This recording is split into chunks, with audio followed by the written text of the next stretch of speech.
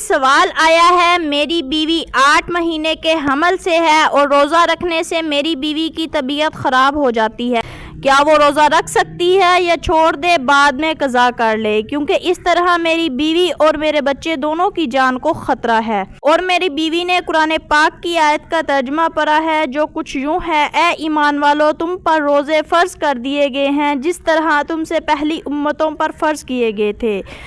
تو اب وہ یہ آیت پڑھنے کے بعد بہت زیادہ پریشان ہے کہ کیا میں روزہ رکھوں یا پھر چھوڑ دوں۔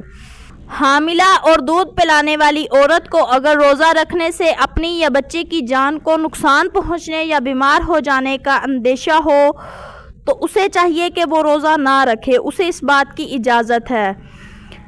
اور اس بات کی کوئی واضح علامت ہو یا پھر کسی ڈاکٹر نے یا کسی تجربہ کار دائی نے بتایا ہو، محض خیال کر لینا کہ روزہ رکھنے سے مجھے نقصان ہوگا کافی نہیں ہے۔ نبی کریم صلی اللہ علیہ وآلہ وسلم نے ارشاد فرمایا، بے شک اللہ تعالیٰ نے مسافر سے روزے اور نماز کے ایک حصے کو اٹھا دیا اور حاملہ اور دودھ پلانے والی سے بھی اٹھا دیا۔ اس حدیث مبارکہ سے ثابت ہو جاتا ہے کہ مسافر، حاملہ یا دودھ پلانے والی کو اگر اپنی یا بچے کی جان کا خطرہ ہو تو وہ روزہ چھوڑ سکتے ہیں اور بعد میں قضا کر لے۔ اور مسافر کو اور بیمار کو بھی ہے کہ اگر وہ کسی سفر میں ہے، بہت لمبا سفر ہے، وہ روزہ رکھے گا تو اس کی طبیعت خراب ہو جائے گی یا پھر سخت بیماری کا اندیشہ ہو تو وہ روزہ چھوڑ سکتا ہے اور بعد میں قضا کر لے۔